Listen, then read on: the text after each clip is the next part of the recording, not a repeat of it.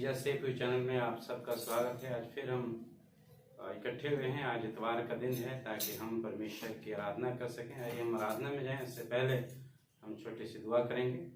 स्वर्ग और पृथ्वी के प्रभु, हम आपकी आराधना स्तुति करते हैं, धन्यवाद देते हैं आज के सुबह के लिए पिता परमेश्वर, जो आपने हमारे सबके जीवनों में दिया है। और हम प्रभु जबकि यहाँ पे आपकी उपस्थिति में हैं और जो लोग प्रभु इस वीडियो को अपने घरों में हैं, पिता परमेश्वर, हमें विश्वास है कि प्रभु वो सब आपकी उपस्थिति में हैं और आशीषित हैं। इसके लिए धन्यवाद देते हैं। आज के जबकि हम इस आराधना को शुरू करते हैं, पवित्र आत्मा आप हमारा संचालन करें, हमारी अगुवाई करें और हमें इस गीत भजन गाने में, वचन में आप हमारी सहायता मत कीजिए। प्रार्थना यीशु मसीह के सामर्थ्य नाम से मांगते हैं, आमीन। और गीत गाएंगे, धन्यवाद के साथ स्तुति गाऊंगा। धन्यवाद के साथ स्तुति गाऊंगा, ऐ यीशु मेरे खुदा, उपकार तेरे हैं बेशुमार, कोटि कोटि स्तुति धन्यवाद। धन्यवाद के साथ स्तुति गाऊंगा, ऐ यीशु मेरे खुदा, उपकार तेरे हैं बेशुमार, कोटि कोटि स्तुति धन्यवाद।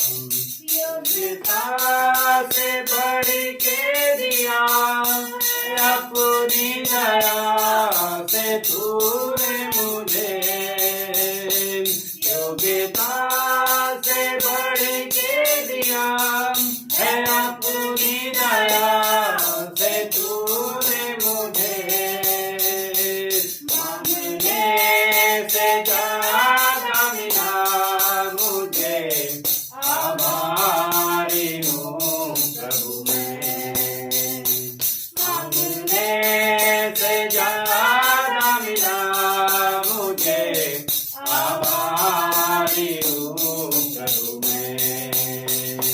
धन्यवाद के साथ ऐ यीशु मेरे खुदा, उपकार तेरे हैं बेशुमार, कोटि कोटि स्तुति धन्यवाद। हालेलुया, प्रभु की स्तुति हो और परमेश्वर का धन्यवाद हो। सच में परमेश्वर महान है और योग्यता से बढ़कर परमेश्वर हमें देने वाला है। आइए हम लोग वचन में जाएंगे और निकालेंगे कुलुसियों की पत्री, कुलुसियों उसका 1 अध्याय, कुलुसियों की पत्री हम निकालेंगे 1 अध्याय और 1 से लेकर 14 पद तक पढ़ेंगे। पौलुस की ओर से, जो परमेश्वर की इच्छा से मसीह यीशु का प्रेरित है, और भाई तीमुथियुस की ओर से मसीह में उन पवित्र और विश्वासी भाइयों के नाम जो कुलुसियों में रहते हैं, हमारे पिता परमेश्वर की ओर से तुम्हें अनुग्रह और शांति प्राप्त होती रहे। हम तुम्हारे लिए नित्य प्रार्थना करके अपने प्रभु यीशु मसीह के पिता अर्थात परमेश्वर का धन्यवाद करते हैं, क्योंकि हमने सुना है कि मसीह पर तुम्हारा विश्वास है और सब पवित्र लोगों में तुम प्रेम रखते हो। उस आशा की हुई वस्तु के कारण जो तुम्हारे लिए स्वर्ग में है रखी हुई है, जिसका वर्णन तुमने उस सुसमाचार के सत्य वचन में सुन चुके हो, जो तुम्हारे पास पहुंचा है और जैसा जगत में भी फल लाता और बढ़ता जाता है, वैसे ही जिस दिन से तुमने उसको सुना और सच्चाई से परमेश्वर के अनुग्रह की पहचाना है, तुम में भी तुम भी वैसे ही करता है। उसी की शिक्षा तुमने हमारे प्रिय सहकर्मी इफ्रास से पाई, जो हमारे लिए मसीह का विश्वास योग्य सेवक है। उसी ने तुम्हें प्रेम को जो आत्मा में है हम पर प्रकट किया। इसलिए जिस दिन से यह सुना, हम भी तुम्हारे लिए यह प्रार्थना और निवेदन विनती करना नहीं छोड़ते कि तुम सारे आत्मिक ज्ञान समझ सहित परमेश्वर की इच्छा की पहचान में परिपूर्ण हो जाओ, क्योंकि तुम्हारा चाल चलन प्रभु के योग्य हो और वह सब प्रकार से प्रसन्न हो और तुम में हर प्रकार के भले कामों के फल लगें। तुम परमेश्वर की पहचान में बढ़ते जाओ, उसकी महिमा की शक्ति के अनुसार सब प्रकार की सामर्थ्य से बलवंत होते जाओ, यहाँ तक कि आनंद के साथ हर प्रकार से धीरज और सहनशीलता दिखा सको और पिता का धन्यवाद करते रहो, जिसने हमें इस योग्य बनाया कि ज्योति में पवित्र लोगों के साथ मिरास में सहभागी हों। उसी ने हमें अंधकार के वश से छुड़ाकर अपने प्रिय पुत्र के राज्य में प्रवेश कराया, जिसे हम में छुटकारा अर्थात पापों की क्षमा प्राप्त होती है। प्रभु इस वचन के पढ़े जाने और सुने जाने पे बहुत आशीष दे। आइए इससे पहले कि हम वचन में जाएंगे, छोटी सी दुआ करेंगे वचन के लिए। प्रभु यीशु मसीह, पवित्र आत्मा जी, आपके सिंहासन के सामने आता हूँ। पवित्र आत्मा, आपसे विनती करता हूँ, अपनी उपस्थिति में रखें और अपने शब्द दीजिए और अपनी बुद्धि और प्रकाशन दीजिए प्रभु, ताकि मैं नहीं प्रभु, आपका आत्मा मेरे अंदर होकर बातचीत करने पाए। पवित्र आत्मा, आप अपने आप हमें अपने नियंत्रण में लीजिए, ताकि हम आपके वचन के रहस्यों को प्रभु आप खोलिए और अगुवाई कीजिए। यीशु मसीह के नाम से हम प्रार्थना करते हैं, आमीन। कुलुसियों की जो पत्री है संत पौलुस ने लिखा है। पौलुस जब रोम की जेल में बंद थे तो उस समय उन्होंने इस पत्री को लिखा, और जो लिखने का जो समय था 60 से 62 एडी में उन्होंने इस पत्री को लिखा। और इस कलीसिया की स्थापना जो है पौलुस ने नहीं की थी, लेकिन जब वहां पे पता चला पौलुस को, जब हमने पढ़ा वहां पे इस्प्राइस जो उसका सेवक था, इस प्रास जो सेवक आके बताया, जिसके द्वारा वहां के जो विश्वासी लोग थे बड़े थे, तो वहां पे कुछ बातें हम देखते हैं जिसके जब उनको पता चला कि वहां की कलीसिया में क्या हो रहा है। 3 उद्देश्य पौलुस के थे उस कलीसिया को लिखने के। पहला उद्देश्य, वहां पे झूठी शिक्षा आ गई थी कलीसिया के अंदर, विश्वासियों के अंदर झूठी शिक्षा आ गई उसके ऊपर।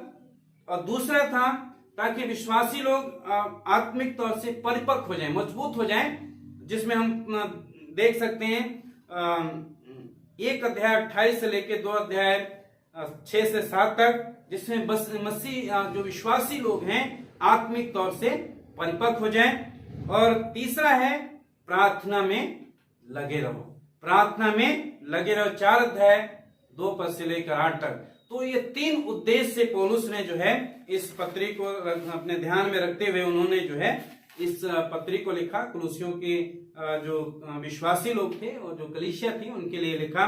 जो इस कलीसिया की जो हमने रूपरेखा, जो पूरी पुस्तक का जो रूपरेखा है, मैं आपको बता दूं, इसकी पूरी जो रूपरेखा है मसीह में गहराई का जीवन, 1 अध्याय 1 से लेकर 2 अध्याय 7 पद तक मसीह में गहराई का जीवन।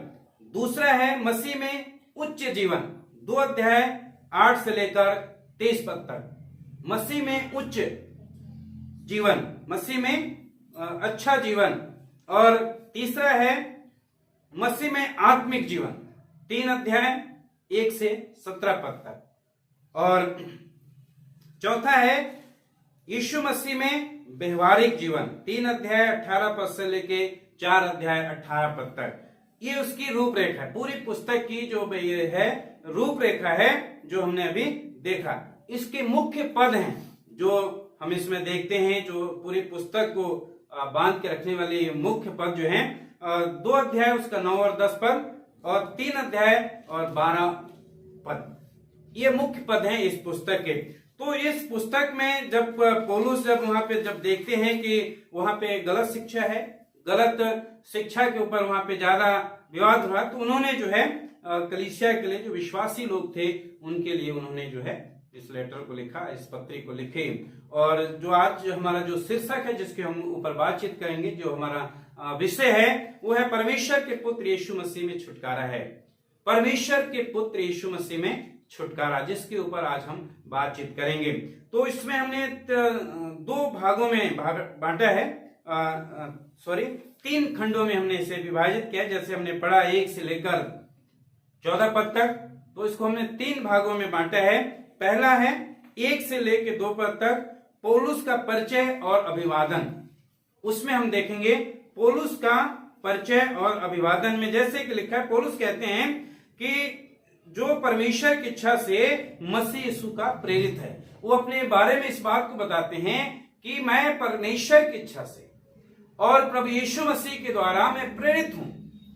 प्रेरित वो होते हैं जो स्वयं प्रभु यीशु मसीह से शिक्षा उन्होंने प्राप्त की है। और पौलुस कहते हैं कि मैं जो हूं परमेश्वर की इच्छा से यीशु मसीह का प्रेरित हूं, मैं यीशु मसीह का शिष्य हूं, मैं यीशु मसीह का चेला हूं। तो अपने बारे में स्पष्ट कहते हैं कि मैं यीशु मसीह का प्रेरित हूं। दूसरी बात वो कहते हैं, भाई तीमुथियुस को ओर से भी लेते हैं और कहते हैं मसीह में उन पवित्र और विश्वासी भाइयों के नाम जो कुलुसियों में रहते हैं। जब वो पत्र को लिखते हैं तो इस बात को बताते हैं कि जो कुलुसियों के अंदर जो विश्वासी लोग हैं, जो पवित्र हैं, जो प्रभु यीशु मसीह के द्वारा छुड़ाए गए हैं, जिनका जीवन बचा है, जो पाप नहीं कर रहे हैं और पवित्रता से जीवन को जी रहे हैं, जो विश्वास योग्य हैं, वो कहते हैं उनके लिए है जो पवित्र हैं और विश्वासी हैं। उन भाइयों के नाम लेटर है, उनके लिए कहते हैं और अभिवादन करते हैं कि तुम्हें परमेश्वर की ओर से अनुग्रह और शांति प्राप्त होती रहे।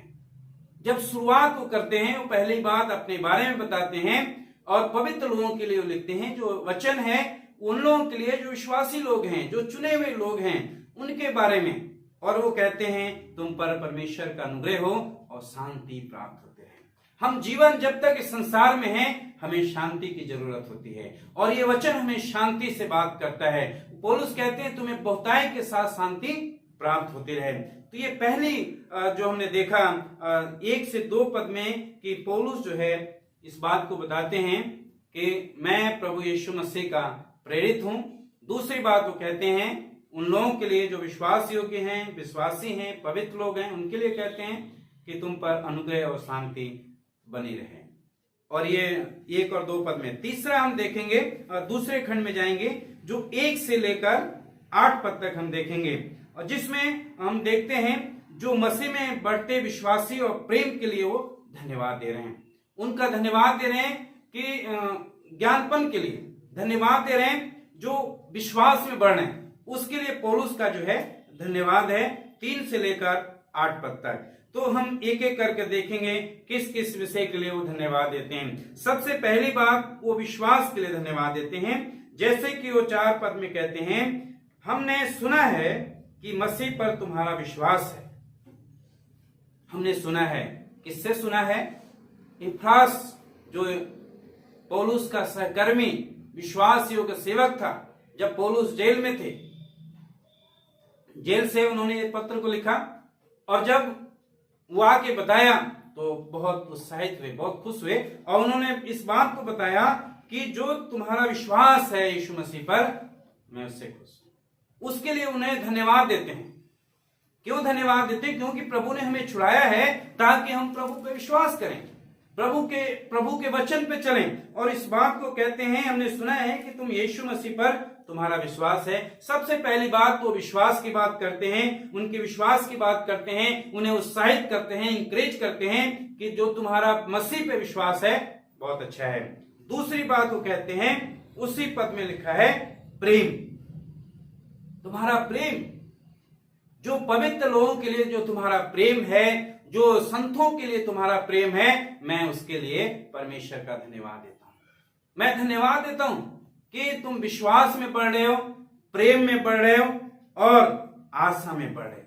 प्रेम जो शब्द है, प्रेम जो है वो हमारे भीतरी प्रेम और बाहरी प्रेम को देखता है। भीतरी और बाहरी, यीशु मसीह ने हमसे प्रेम किया है। इतना प्रेम किया कि यीशु मसीह ने अपने आप को बलिदान कर दिया, अपने आप को दे दिया। और उस प्रेम की बात करते हैं कि तुम लोगों से, जो पवित्र लोग हैं, उनसे प्रेम रखते हो। और तीसरी बात आशा। आशा जो है हम देखते हैं, आशा जो है भविष्य की ओर हमें लेके जाता है। हमें आशा है, हमारी आशा, हमारा विश्वास हमें आशा जो है आगे क्यों लेके जाता है। जो हम प्रभु पे आशा रखते हैं, परमेश्वर यीशु मसीह पे आशा रखते हैं, ताकि हम उसमें उसकी ओर ताकते रहें, बढ़ते चले जाएं। जो प्रभु आशा का प्रभु है, जो आएगा और एक दिन हमें और आपको अपने अनंत राज्य में लेकर जाएगा। उस आशा की ओर हम देखते रहें, भविष्य की ओर देखते रहें और बढ़ते जाएं। और जिसका वर्णन हमने कहते हैं कि तुमने उस सुसमाचार के सत्य वचन में सुन चुके हो। 5 पद में 2 बातें हैं, आशा, सुसमाचार। आशा का सुसमाचार है, सत्य वचन है जो हम सुन चुके हैं। और ये 2 बातें इसमें हैं। पहली बात हमने देखा विश्वास, दूसरी बात प्रेम, तीसरी बात आशा और सुसमाचार का सत्य वचन, जिसके द्वारा हमारा जीवन बदल गया, जिसके द्वारा हमारा छुटकारा हुआ। और चौथी बात वो कहते हैं 6 पद में लिखा है, जो तुम्हारे पास पहुंचा है, जैसे जगत में भी फल लाता है, बढ़ता जाता है। फल लाना, प्रभु चाहता है कि हम फल लेकर आए। प्रभु चाहता है हमारा जीवन फलदायक जीवन हो, हमारा जीवन फलों से भरा हो। फल पवित्र आत्मा के 9 फल हैं और प्रभु चाहता है कि वो 9 फल हमारे जीवन में हो। हम फल में बढ़ते चले जाएं, हमारे जीवन में फल लगे, ताकि लोग हमें पहचाने हम कौन हैं। हमारे जीवन में फल लगने चाहिए, पवित्र आत्मा के 9 फल, प्रेम, आनंद, शांति, कृपा, भलाई, विश्वास, नम्रता, संयम। ये पवित्र आत्मा की जो 9 फल हैं, ये हमारे जीवन में लगने चाहिए, फल हमारे जीवन में आने चाहिए प्रियो। और इसके लिए वो कहते हैं कि हम उस फल के लिए भी धन्यवाद देते हैं। और उसके बाद वो कहते हैं कि सच्चाई से परमेश्वर के अनुग्रह की पहचान है तुम्हें। इस बात को बताते हैं कि तुम सच्चाई को जानते हो और परमेश्वर के अनुग्रह की पहचान है तुम्हें।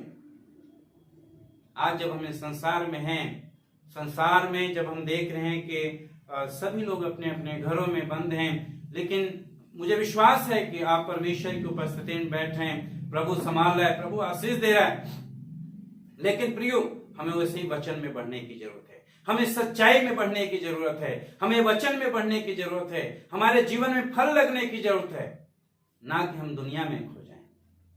हमें हमारे जीवन में फल लगने की जरूरत है, हमें विश्वास में बढ़ने की जरूरत है, हमें उसके प्रेम में बढ़ने की जरूरत है, सच्चाई में चलने की जरूरत है, सत्य के साथ चलने की जरूरत है कि हम सच्चाई में चलें, उसके विश्वास में चलें। और आगे लिखा है 7 पद में लिखा है विश्वास, मसीह का विश्वास योग्य सेवक। विश्वास योग्य हमें बनने की जरूरत है। हमें अपने परमेश्वर के प्रति, प्रभु यीशु मसीह के प्रति, जिसने हमें छुटकारा दिया, जिसने हमें उस पाप से, बुराई से, अंधकार से छुटकारा दिया है, हमें उसके प्रति विश्वास योग्य होने की जरूरत है। हमें परमेश्वर के प्रति विश्वास योग्य होने की जरूरत है, मसीह के प्रति विश्वास योग्य होने के प्रति जरूरत है, अपने परिवार के प्रति हमें विश्वास योग्य होने की जरूरत है। विश्वास योग्य जीवन जीने की जरूरत है हमें। क्या हम विश्वास योग्य जीवन जी रहे हैं? ये हमें अपने आप से पूछने की जरूरत है। क्या हमारे अंदर फल लग रहे हैं? क्या परमेश्वर के फल हमारे अंदर लग रहे हैं? क्या यीशु मसीह के फल हमारे जीवन में लग रहे हैं? हमें अपने आप को जांचने और परखने की जरूरत है। हम अपने आप को जांचें, फल लगने की जरूरत है। और 8 पद में कहते हैं, मैंने उस प्रेम को जो तुम्हारे अंदर है उसने बताया। इफ्रास जो प्रभु का एक सहयोगी सेवक था, उसने उनके प्रेम के बारे में बताया, वो ऐसे प्रभु में बढ़ रहे हैं, आत्मिकता। और फिर जब हम देखते हैं 9 पद से लेकर 14 पद तक, वहां पे पौलुस की प्रार्थना है। छुटकारे पाए हुए लोगों के लिए पौलुस की प्रार्थना, जो छुटकारा पाए हुए हैं, जो यीशु मसीह के द्वारा छुटकारा पाए हुए हैं, उनके लिए पौलुस जो है प्रार्थना करते हैं। 9 पद से लेकर 14 पद तक, जिसके बारे में हम देखेंगे। पहली वो क्या प्रार्थना करते हैं। 9 पद में लिखा है, इसलिए जिस दिन से मैंने सुना है, हम तुम्हारे लिए प्रार्थना और विनती करना नहीं छोड़ते कि तुम सारे आत्मिक ज्ञान में सहित परमेश्वर की इच्छा की पहचान में परिपूर्ण हो जाओ। 2 बातें 9 पद में, 2 बातें। पहली बात वो प्रार्थना करते हैं कि आत्मिक ज्ञान में बढ़ते जाओ। हमें परमेश्वर के आत्मिक ज्ञान में बढ़ने की जरूरत है, परमेश्वर के वचन में बढ़ने की जरूरत है, ना कि हम संसार के ज्ञान में बढ़ें। संसार के ज्ञान से बढ़कर हमें परमेश्वर के ज्ञान में बढ़ने की जरूरत है, परमेश्वर की उपस्थिति में बने रहने की जरूरत है, उसकी पहचान में बने रहने, आत्मिकता में बढ़ने की जरूरत है। आत्मा में परिपूर्ण हो जाओ, आत्मा में बढ़ जाओ, आत्मिक ज्ञान होना चाहिए। आत्मा के ज्ञान की बात करते हैं। और दूसरी बात कहते हैं कि परमेश्वर में परिपूर्ण हो जाओ। हालेलुया। परमेश्वर कहते हैं, संत पौलुस कहते हैं कि आत्मिक ज्ञान में भर जाओ और परमेश्वर में परिपूर्ण हो जाओ। परमेश्वर में परिपूर्ण होने की जरूरत है। कैसे होंगे परमेश्वर में परिपूर्ण? जब हम परमेश्वर के वचन में अधिक से अधिक समय बिताएंगे, प्रभु के साथ समय बिताएंगे, उसके वचन को जितना हम मनन करेंगे, जितना अध्ययन करेंगे, उतना ही हम उसमें परिपूर्ण हो जाएंगे। जितना हम परमेश्वर के विश्वास में, प्रेम में बढ़ते जाएंगे, हम उसमें परिपूर्ण होते चले जाएंगे। हमारे अंदर फल लगेंगे, हम परमेश्वर में परिपूर्ण होते जाएंगे। यही पौलुस जो है बता रहे हैं, और यही हमें भी प्रभु यही हमें बताता है। यीशु मसीह हमें यही सिखा रहे हैं। हमें परिपूर्ण होने की जरूरत है, हमें आत्मिक ज्ञान होने की जरूरत है। यदि हमारे पास ज्ञान नहीं है तो हम नाश हो जाएंगे। हमारे पास आत्मिक ज्ञान होना चाहिए, परमेश्वर के ज्ञान से हमें भरा होना चाहिए। परमेश्वर के ज्ञान से हमें भर जाने की जरूरत है, आत्मिकता में भरे रहने की जरूरत है। हर समय आत्मा में भर जाओ, आत्मा में परिपूर्ण हो जाओ, आत्मा में भर जाओ। स्तुति, आराधना, गीत गाओ और प्रभु की पहचान में, यीशु मसीह परमेश्वर की पहचान में परिपूर्ण हो जाओ। हमें परमेश्वर की पहचान में बढ़ने की जरूरत है कि हमारा परमेश्वर कौन है। वो दयालु है, अनुग्रहकारी है, दया का सागर है, वो सर्वशक्तिमान है, वो सर्वव्यापी है, वो प्रभु है, अनुग्रहकारी, विलंब से कोप करने वाला, अति करुणा में परमेश्वर है। उस परमेश्वर की पहचान में बनने की जरूरत है, जिसने हमें और आपको अपने स्वरूप, अपनी समानता में बनाया है। उसकी पहचान में हमें बढ़ने की जरूरत है, हम उसमें परिपूर्ण हो जाएं। और तीसरी बात कहते हैं, 10 पद में लिखा है, ताकि तुम्हारा चाल चलन प्रभु के योग्य हो। प्रभु के योग्य हमारा चाल चलन होना चाहिए। हमारा चाल चलन, जो हमारा बाहरी चाल चलन है, जो हमारा व्यवहार है, वो मसीह के योग्य होना चाहिए, वो प्रभु के योग्य होना चाहिए। इस बात को प्रभु हमें बताते हैं, परमेश्वर का वचन हमें बताता है, और इस बात के लिए प्रार्थना करते हैं कि तुम्हें परमेश्वर यीशु मसीह के योग्य चलने की जरूरत है, प्रभु के योग्य चलने की जरूरत है। क्या हम मसीह के योग्य चल रहे हैं? फिलिपियों उसका 2 अध्याय उसके 5 पद में लिखा है, जैसे मसीह का स्वभाव था वैसे ही तुम्हारा भी स्वभाव हो। मसीह का स्वभाव हमारे अंदर होना चाहिए। जैसे मसीह का जीवन था, प्रभु यीशु मसीह का जीवन था, वैसा ही हमारा जीवन भी होना चाहिए। हमें प्रभु के योग्य चलने की जरूरत है। क्या हम ऐसा जीवन चल रहे हैं जिससे प्रभु खुश है? क्या हम प्रभु के योग्य जीवन जी रहे हैं कि प्रभु खुश है? प्रभु ने हमें एक चिन्ह दे के गया, हमें उसी पे चलना है, हमें इधर उधर नहीं चलना है। पहला पत्रस उसका 2 अध्याय और 21 से मैं पढ़ूंगा। पहला पत्रस 2 अध्याय 21 से लेकर 23 तक लिखा है, और तुम इसी के लिए बुलाए भी गए हो, क्योंकि मसीह भी तुम्हारे लिए दुख उठाकर तुम्हें आदर्श दे गया है कि तुम उसके पग चिन्हों पर चलो। ना तो उसने पाप किया और ना उसके मुंह से छल की कोई बात निकली। वह गाली सुनकर गाली नहीं देता था, दुख उठाकर किसी को धमकी नहीं देता था, पर अपने आप को सच्चे न्यायी के हाथ में सौंप देता है। प्रभु यीशु मसीह हमारा चिन्ह है, प्रभु यीशु मसीह हमारे आदर्श हैं। हमें प्रभु यीशु मसीह के आदर्शों पर चलने की जरूरत है। प्रभु यीशु मसीह ने गाली सुनकर किसी को गाली नहीं दी। परमेश्वर यीशु मसीह ने दुख उठाया, हमें एक आदर्श दे गया ताकि हम उसी चिन्हों पर चलें। और परमेश्वर का वचन यही कहता है 10 पद में, ताकि तुम्हारा चाल चलन प्रभु के योग्य हो, यीशु मसीह के योग्य हो, मसीह के योग्य। रोमियो उसका 12 अध्याय उसके 1 पद में लिखा है, 2 पद में लिखा है, इस संसार के सदृश ना बनो, परंतु तुम्हारे मन के नए हो जाने से तुम्हारा चाल चलन भी बदलता जाए, जिससे तुम परमेश्वर की भली भांति और सिद्ध इच्छा अनुभव से मालूम करते रहो। प्रभु का वचन कहता है इस संसार के सदृश ना बनो। तुम्हारा मन बदल गया है तो तुम्हारा चाल चलन भी बदल जाना चाहिए। मसीह के योग्य हमारा चाल चलन होना चाहिए, प्रभु यीशु मसीह के जैसा। प्रभु यीशु मसीह कैसे थे? प्रभु यीशु मसीह का चाल चलन कैसा था? प्रभु यीशु मसीह का स्वभाव कैसा था? वो क्षमा करने वाले प्रभु थे। वो क्रूस पे थे, फिर भी उन्होंने कहा हे पिता इन्हें क्षमा कीजिए। वो दयालु थे, वो तरस खाने वाले थे। प्रभु चाहते हैं, यीशु मसीह चाहते हैं कि हम भी वैसे ही चलें। हमारे लिए यीशु मसीह आदर्श हैं। यीशु मसीह हमें आदर्श दे गए हैं ताकि हम उस आदर्श पर चलें, हम उसके पग चिन्ह पर चलें। इसीलिए प्रभु ने हमें छुटकारा दिया है, इसीलिए प्रभु ने हमें बचाया है उस अंधकार से, पाप से, बुराइयों से, ताकि हम और आप प्रभु के मार्ग पे चलें, प्रभु के बताए हुए रास्ते पे चलें, उसके योग्य चलें। अपने आप को जांचें, क्या मैं प्रभु के योग्य चल रहा हूं या चल रही हूं? अपने आप हमें जांचने की जरूरत है। क्या मेरे अंदर प्रभु के गुण हैं? पेड़ अपने फल से पहचाना जाता है।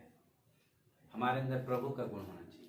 और प्रभु का गुण कैसे आएगा? जब हम प्रभु के साथ समय बिताएंगे, प्रभु के वचन का अध्ययन करेंगे, वचन में चलेंगे, वचन को पढ़ते रहेंगे, प्रार्थना करेंगे, तो हमारे अंदर उसका स्वभाव आएगा। क्षमा का स्वभाव आएगा, प्रेम का स्वभाव आएगा, दया का स्वभाव आएगा, मेल मिलाप का स्वभाव आएगा। और यही प्रभु यीशु मसीह कहते हैं, उसके योग्य हमें चलने की जरूरत है। तो और फिर लिखा है, और 10 पद में, कुलुसियों उसके 1 के 10 पद में, वह सब प्रकार से प्रसन्न हो। क्या हम ऐसा जीवन जी रहे हैं कि हमारा जीवन से प्रभु प्रसन्न है? हमें प्रसन्न प्रभु को करने की जरूरत है। हमें लोगों को प्रसन्न करने की जरूरत नहीं है। हमें प्रभु यीशु मसीह जो परमेश्वर है उसे प्रसन्न करने की जरूरत है। इब्रानियों उसका 11 अध्याय उसके 6 पद में लिखा है, इब्रानियों उसका 11 का 6 में पढ़ूंगा, और विश्वास बिना प्रसन्न करना अनहोना है, क्योंकि परमेश्वर के पास आने वाले को विश्वास करना चाहिए। विश्वास बिना उसे प्रसन्न करना अनहोना है। और प्रभु कहता है, सबसे पहला जो पौलुस जो वहां के कलीसिया की जो तारीफ करते हैं, उनके उत्साहित करते हैं, वो वही कहते हैं कि तुम्हारा विश्वास हमने सुना है। क्या हमारा विश्वास कैसा है? विश्वास बिना हम परमेश्वर को प्रसन्न नहीं कर सकते। और वचन कहता है विश्वास करने वाले के लिए सब कुछ हो सकता है। यीशु मसीह ने कहा मरकुस 10 में। हमारा विश्वास कैसा है? क्या हमारे जीवन से, हमारे चाल चलन से प्रभु प्रसन्न है? जांचिए अपने आप को। और तीसरा है, और तुम में हर प्रकार के भले कामों के फल लगें और परमेश्वर की पहचान में बढ़ते जाओ। हर प्रकार के भले काम, अच्छे काम, हमारे अंदर अच्छे फ्रूट दिखने चाहिए, अच्छे फल दिखने चाहिए। क्या हमारे अंदर अच्छे फल दिख रहे हैं? क्या हमारे गुण अच्छे हैं परमेश्वर के प्रति? क्या हमारे अंदर वो फल दिख रहे हैं जो प्रभु यीशु मसीह ने कहा, पवित्र आत्मा के 9 फल, हर प्रकार के भले काम। हमें इस समय भलाई करने की जरूरत है। यदि कोई भूखा है उसे खाना खिलाने की जरूरत है। हमें भलाई, भले काम हमारे जीवन में होने चाहिए। अच्छे गुण, परमेश्वर के गुण होने चाहिए। ऐसा गुण नहीं होना चाहिए यदि किसी ने गाली दे दिया तो हम भी उसे गाली दे दें, मन में गलत गलत बातें बोलें, सोचे विचार करें। लेकिन प्रभु कहते हैं कि तुम्हारे अंदर अच्छे फल लगने चाहिए, भले कामों के फल लगने चाहिए, भले कामों के फल, सच्चाई, धार्मिकता, सत्य, ज्योति का फल, भलाई के फल हमारे जीवन में है। भलाई के फल लगने बहुत जरूरी है, भलाई के फल लगने, फल दिखने चाहिए। पेड़ अपने फल से पहचाना जाता है और वो प्रार्थना कर रहे हैं आपके अंदर ये फल लगे। परमेश्वर की पहचान में बढ़ते जाओ, हमें परमेश्वर की पहचान में बढ़ते जाना है, परमेश्वर की पहचान में बढ़ने की जरूरत है। परमेश्वर में परिपूर्ण हो जाओ। जब हम आगे हमने ऊपर पढ़ा था और फिर जब हम पढ़ते हैं 9 पद में उन्होंने कहा कि परमेश्वर की इच्छा की पहचान में परिपूर्ण हो जाओ, और 10 पद में कहते हैं तुम परमेश्वर की पहचान में परिपूर्ण हो जाओ। परमेश्वर कौन है, परमेश्वर कैसा है, परमेश्वर का स्वभाव कैसा है, उसकी पहचान में परिपूर्ण हो जाओ। वो परमेश्वर कौन है, कैसा है, वो हमसे बेहद प्रेम करता है। वो परमेश्वर है जो अपने प्रिय पुत्र हमारे उद्धार करता प्रभु यीशु मसीह को इस संसार में भेज दिया ताकि मानव जाति का उद्धार कर सके। जो पाप में थे, बुराइयों में थे, हमें उसकी पहचान में बढ़ने की जरूरत है, हमें उसकी उपस्थिति में बढ़ने की जरूरत है, हमें उसके साथ समय बिताने की जरूरत, उसके साथ संगति करने की जरूरत है। आगे हम देखेंगे 11 पद में लिखा है उसकी सामर्थ में बलवान हो जाओ, होते जाओ। प्रभु की सामर्थ में हमें बलवान होने की जरूरत है। परमेश्वर की सामर्थ कैसे बोलो, जब हम परमेश्वर के वचन को पढ़ेंगे, उसका मनन करेंगे, उसका अध्ययन करेंगे, उसके अनुसार चलेंगे, तब हम उसमें बलवंत होते जाएंगे, सामर्थ्य होते जाएंगे। यदि हम नहीं पढ़ेंगे परमेश्वर के वचन, हम प्रार्थना नहीं करेंगे, आराधना नहीं करेंगे, संगति नहीं करेंगे, तो हम कमजोर हो जाएंगे, आत्मिक तौर से कमजोर हो जाएंगे, निर्बल हो जाएंगे और शैतान कभी भी हमला कर सकता है। इसलिए हमें सामर्थ बनना है, प्रभु के सामर्थ में हमें बलवान होने की जरूरत है, बलवंत होने की जरूरत है। इसलिए प्रभु ने हमें और आपको छुटकारा दिया है, इसलिए प्रभु ने हमें बचाया है ताकि हम सामर्थ्य हो जाएं, हम बलवान हो जाएं, आत्मिक तौर से बलवान हो जाएं।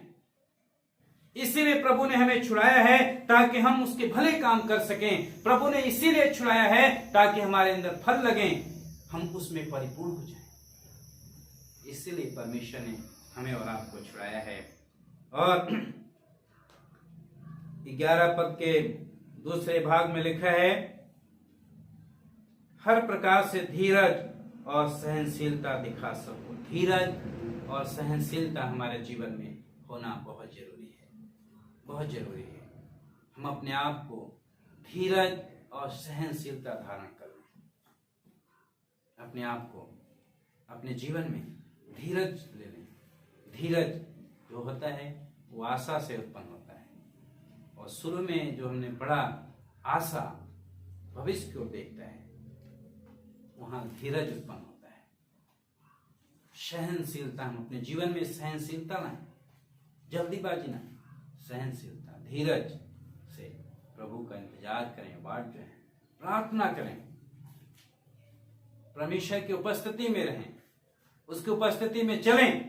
और उसके बाद 12 पद में वचन कहता है कि उनके लिए कि पिता का धन्यवाद करते रहो जिसने हमें योग्य बनाया। हमें हर समय पिता का धन्यवाद करना चाहिए कि प्रभु ने हमें इस योग्य बनाया है, हमें ये गुण दिया, हमें योग्य बनाया है ताकि हम उसके योग्य चाल चल सकें, परमेश्वर में परिपूर्ण हो जाएं, उसकी सामर्थ्य में बलवंत हो जाएं।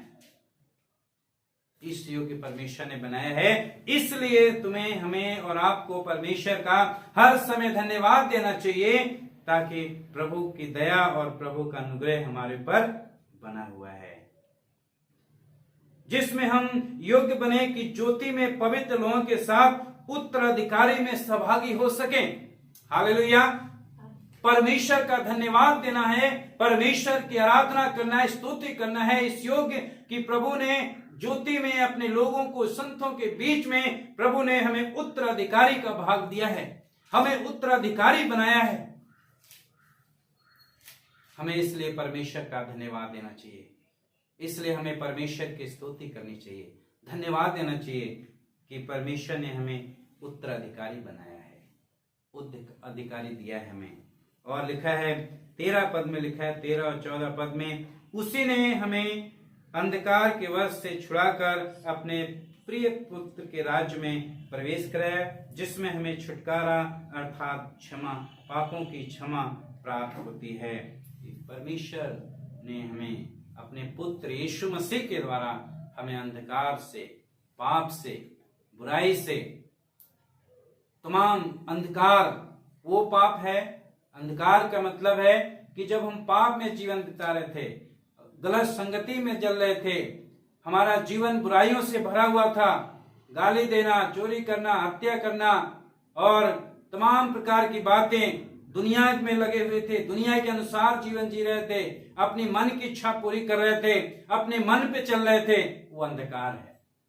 वो अंधकार के वश से प्रभु ने हमें छुड़ाकर अपने प्रिय पुत्र के राज्य में प्रवेश कराया है, जहां आनंद है, जहां पापों की क्षमा हमें प्राप्त होती है। जब हम पापी थे तो मसीह हमारे लिए मर गया, जब हम निर्बल थे ठीक समय पे मसीह हमारे लिए मर गया, ताकि हमें और आपको जीवन दे सके, ताकि हमें और आपको छुटकारा दे सके। और प्रभु यीशु मसीह ने हमें और आपको छुटकारा दिया है ताकि हम उसकी पहचान में बढ़ें, उसमें परिपूर्ण हो जाएं, उसकी उपस्थिति में चलें, उसके योग्य चलें और परमेश्वर को प्रसन्न करें।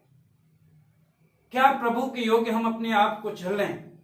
हमें अपने आप को आज जांचने की जरूरत है, क्या हम मसीह के योग्य चाल चल रहे हैं?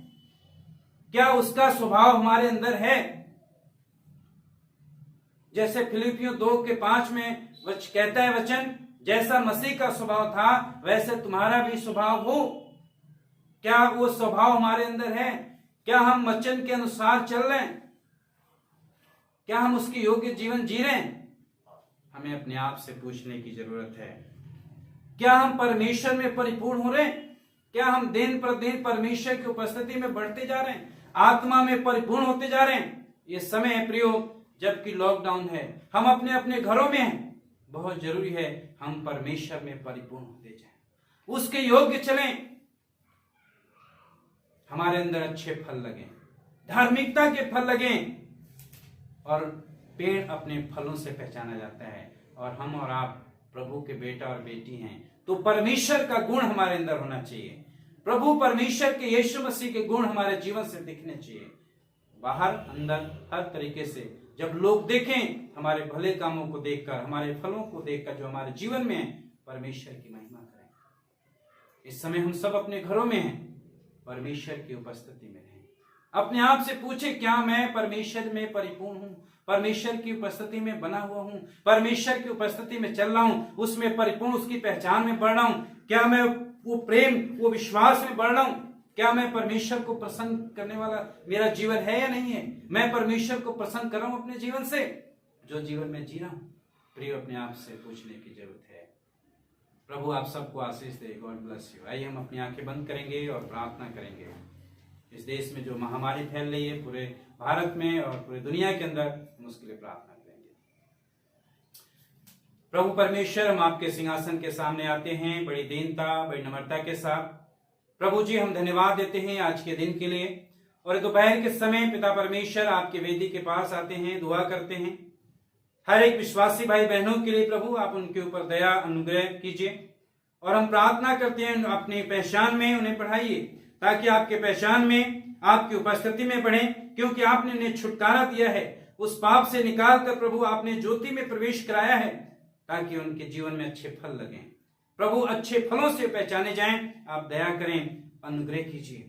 पूरी कलीसिया विश्वासियों को आपके हाथों में सौंपते हैं। हम प्रार्थना करते हैं भारत में जो महामारी फैल रही है प्रभु कोरोना वायरस की, हम यीशु मसीह के नाम से उस सबको प्रभु यीशु मसीह के नाम से खंडित करते हैं, खत्म करते हैं। प्रभु आप उसे दूर करें। जिन परिवारों में मौत हो गई है पिता परमेश्वर, हम प्रार्थना करते हैं उन परिवारों में शांति दें। जो बीमार हैं उन्हें चंगा कीजिए प्रभु, और पूरी दुनिया के अंदर से प्रभु ये महामारी खत्म होने पाए।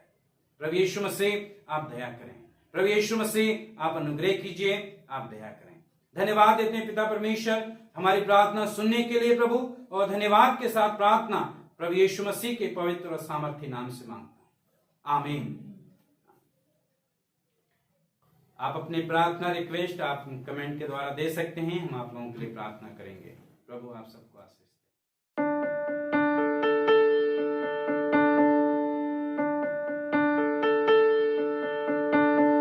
I have searched to find